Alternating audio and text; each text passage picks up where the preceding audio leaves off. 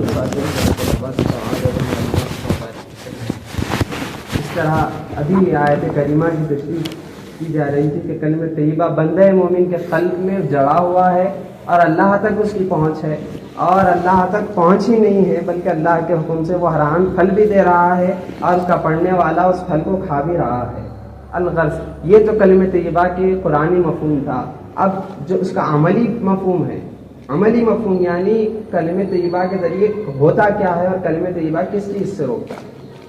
تمام عبادتیں ہیں جس طرح قرآن مجید میں ہے کہ ایمان والوں کا عالم یہ ہے کہ وہ اللہ رب العزت کا ذکر کرتے ہیں تینوں حالتوں میں۔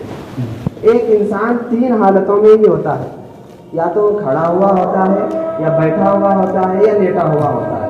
قرآن مجید عرض کر رہا ہے، ارشاد فرما رہے ہیں قرآن مجید میں اللہ رب العزت کہ مومن کا عالم یہ ہے کہ وہ اللہ کا ذکر کیسے کرتا ہے، کھڑے ہوئے بھی اللہ کا ذکر کرتا ہے، بیٹھے ہوئے بھی اللہ کا ذکر کرتا ہے، لیٹے ہوئے بھی ذکر کرتا ہے۔ یہ کس طرح ہوگا؟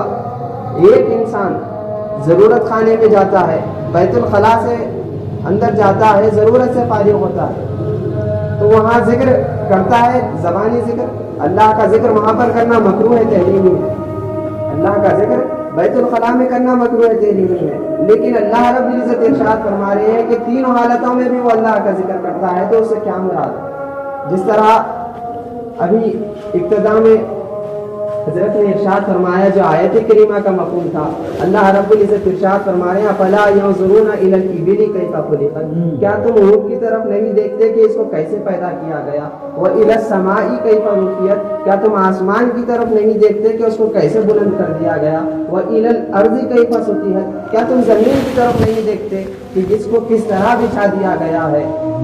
فذکر، بس تم تذکیر کرو، ذکر کرو، فانما انت مذکر، یعنی ذکر کو اللہ رب العزت نے یہاں کیا ارشاد فرما رہے ہیں؟ ذکر کا مفہوم اللہ رب العزت ادا فرما رہے ہیں کہ ذکر غور و فکر کو کہتے ہیں۔ حضرت سلطان باہو نقش بندی رحمۃ اللہ علیہ ارشاد فرما رہے ہیں الذکر بلا فکر کصوت الکلب، اگر ذکر بغیر فکر کے ہو تو وہ ایک کتے کی بھونک کے مانند ہے۔ کتے کی بھونک بھی بغیر مفہوم کے ہوتی ہے، اگر کتا کسی پر بھونکتا ہے تو اس کا کوئی مفہوم نہیں ہوتا، اس پر کوئی توجہ نہیں دی جاتی۔ اسی طرح ہم بھی لا الہ الا اللہ پڑھ رہے ہیں، اس کا کوئی مفہوم نہیں ہے تو وہ کتے کی بھونک کے علاوہ کچھ نہیں ہے۔ کلمہ طیبہ کا اثر یہ ہے کہ بندے کے قلب میں ایمان لا لیتا ہے، بندے کے قلب میں ایمان لاتا ہے، زبان تک ایمان نہیں رکھتا۔ بندے کو قلب سلیم عطا کرتا ہے، بندے کو قلب منیب عطا کرتا ہے، بندے کو قلب مطمئنہ عطا کرتا ہے، بندے کو نفس امارہ سے ہٹاتا ہے، مطمئنہ پر فائز کرتا ہے۔ کلمہ طیبہ کا یہ کمال ہے کہ یہ تمام عبادتوں کو مکمل اور مستند کر دیتا ہے۔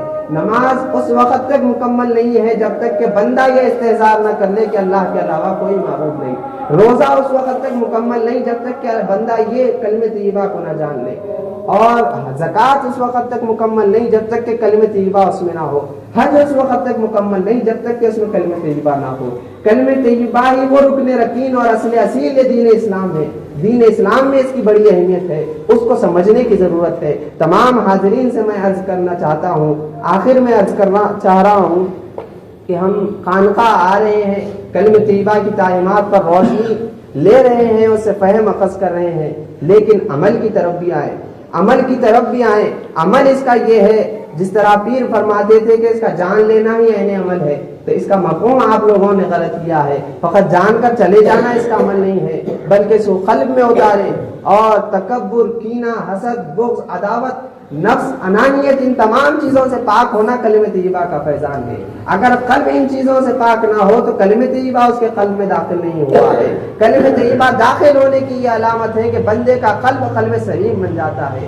اللہ ارشاد فرما رہے ہیں کہ جب الا من اتى الله بقلب سلیم یوم لا ينفع مال ولا بنون الا من اتى الله بقلب سلیم، یعنی اس وقت کو یاد کرو کہ جس وقت نہ تمہیں مال فائدہ دے گا، نہ تمہاری آل اولاد فائدہ دے گی، مگر وہ قلب تمہیں بہت فائدہ دے گا اس وقت، اس دل جو قلب سلیم ہو۔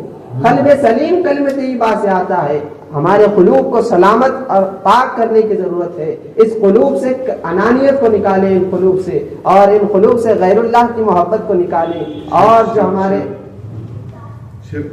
شرک سے نکالے، نفاق سے، ارتداد سے، کفر کی گندگیوں سے نکالے۔ ایک آیت کریمہ عرض کرتا ہوں، اللہ تعالیٰ ارشاد فرما رہے ہیں وَذَرُوا ظَاهِرَ الْإِثْمِ وَبَاطِنَهُ، یعنی تم گناہ کو چھوڑ دو، ظاہری گناہ کو بھی اور باطنی گناہ کو بھی۔ ظاہری گناہ تو یہ مفہوم سمجھ میں آ رہا ہے کہ چوری کرنا، غیبت کرنا، چغلی کرنا یا غیر غلط کام کرنا، یہ ظاہری گناہ ہے۔ باطنی گناہ سے کیا مفہوم ہے؟ باطنی گناہ کیا ہے؟ تو ظاہری گناہ سے پاکی جامعات سے حاصل ہوتی ہے، اور باطنی گناہ سے پاکی اس وقت تک حاصل نہیں ہوتی جب تک کہ خانقاہ سے وابستہ ہو۔ خانقاہ میں آنے سے نہیں، خانقاہ میں تو یوں تو کئی چیزیں رکھی ہوئی ہے، خانقاہ میں آ کر بیٹھنے سے نہیں ہوتی بلکہ وابستگی سے ہوتی ہے۔ کئی صحابہ اکرام، کئی راہب، کئی عیسائی حضور کی صحبت میں بیٹھا کرتے تھے، لیکن ایمان انہوں نے نہیں لایا، ان کو فی النار، خلود فی النار داخل کیا جائے گا، جہنم میں داخل کیا جائے گا۔ تو اسی طرح خانقاہ میں آئے ہیں، اس وقت تک فیض حاصل نہیں ہو سکتا جب تک کہ وابستگی نہ ہو، نسبت نہ ہو۔ ورنہ محسن کا جب تک اللہ رب العزت خود عرض کر رہا ہے ان اللہ لا یضیع اجر المحسنین، اللہ تو احسان کرنے والوں کا اجر ضائع نہیں کرتا۔ تم لوگ کیسے ہو کہ تم پر احسان کیا جا رہا ہے، اللہ کے اسرار کو پیش کیا جا رہا ہے، کلمہ طیبہ کی باتوں کو تم پر پیش کیا جا رہا ہے، تمہارے قلب سے گندگیوں کو نکالا جا رہا ہے، تم ابھی تک وابستگی اور نسبت کو حاصل کرنے سے کترا رہے ہو۔ تو ضرورت اس چیز کی ہے کہ ہم فقط خانقاہ میں نہ بیٹھیں بلکہ نسبت بھی حاصل کریں۔ نسبت جب تک نہیں ہوگی اس وقت تک فیوزات ہم پر جاری نہیں ہو سکتے۔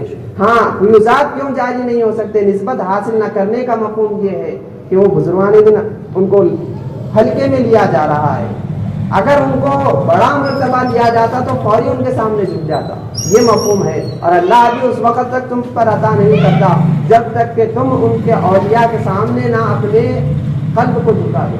قلب کو جھکانا ضروری ہے۔ احسان، علوم الاحسان، دین اسلام کے 3 مراتب ہیں، اسلام، ایمان، احسان۔ اسلام، ایمان یہ تو جامعات سے بھی حاصل ہو جاتا ہے۔ احسان جو ہے، احسان میں حضور پاک فرما رہے ہیں احسان کیا ہے؟ تو احسان یہ ہے کہ تمہاری عبادت اس طرح ہو کہ تم اللہ کو دیکھ رہے ہو، تم اللہ کو دیکھ رہے ہو، یا تم یہ سمجھو کہ اللہ تمہیں دیکھ رہا ہے۔ تو اللہ کو دیکھنا ہی احسان کی منزل ہے۔ تو احسان میں سب سے پہلے مخلوق کا احسان شامل ہے، پھر اللہ کا احسان شامل ہے۔ جب تک مخلوق کا احسان نہیں ادا کرے گا اللہ کا احسان کس طرح ہوگا؟ من لم یشکر الناس لم یشکر اللہ، جب تک کوئی مخلوق کا شکر ادا نہیں کرتا وہ اللہ کا کیا شکر ادا کرے گا؟ حدیث پاک کا مفہوم ہے۔ تو محترم سامعین کرام، اپنے قلوب سے کینہ، تکبر یہ ایک ایسی شے ہے، بزرگان دین نے ارشاد فرمایا کہ ایک بندہ چوری کرتا ہے، زنا کرتا ہے، جتنے برے کام کرتا ہے کر لے، اگر اس کے قلب میں تکبر ہے تو اس کی معافی نہیں ہے۔ کیوں معافی نہیں ہے اس کے قلب میں؟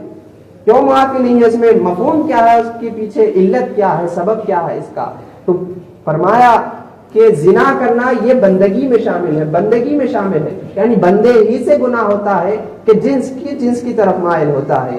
چوری کرتا ہے یہ بندوں ہی میں داخل ہے، بندگی ہی کا حصہ ہے۔ لیکن جب بندہ تکبر کرتا ہے تو اب اللہ رب العزت ارشاد فرماتا ہے کہ تکبر فقط اللہ کی ذات کو سزاوار ہے، تم نے اسے کیسے اختیار کیا؟ تو یہاں پر شرک ایسی گندگی ہے، بندہ تکبر سے شرک میں مبتلا ہوتا ہے، چوری و زنا سے شرک میں مبتلا نہیں ہوتا۔ تو ہمارے قلوب سے تکبر کو، غیر کو حقیر کرنے سے، دوسرے کو حقیر جاننے سے، یہ تمام چیزوں سے کٹے، تبھی کلمہ طیبہ اثر کرے گا، ورنہ اس وقت تک کلمہ طیبہ اثر نہیں کرے گا۔ اور جو کلمہ طیبہ ہم پر اثر انداز نہیں ہے وہ بھی اسی وجہ سے ہے۔ اللہ تعالیٰ سے دعا گو ہوں کہ یا الہ العالمین ہمیں کلمہ طیبہ کے اثرات سے مالا مال فرما، کلمہ طیبہ کے اثرات سے مالا مال فرما، کلمہ طیبہ کے تقاضوں کو پورا کرنے والا بنا، ہمارے محسنین کا احسان مند بنا، ان کی احسان مندی سے تیرے بارگاہ کی احسان مندی نصیب فرما، ہمیں نفس کی مکاریوں سے، نفس کی عیاریوں سے حفاظت فرما۔ حضور پاک صلی اللہ علیہ وسلم کے صدقے فعل ہمارے حال پر رحم فرما، فضل فرما، کرم فرما۔ ہمارے شیخ و مرشد سید شاہ مظہر حسین صاحب علیہ رحمت رضوان کی قبر منور کو نور سے بھر دے مولا۔ حضور پاک صلی اللہ علیہ وسلم کے صدقے کے فعل مولا انہیں درجات عالیہ پر فائز فرما۔ وصلی اللہ تعالی علی خیر خلق محمد وعلی آلہ وصحبہ اجمعین والحمد للہ رب العالمین۔ بحق لا الہ الا اللہ محمد۔ سبحان اللہ۔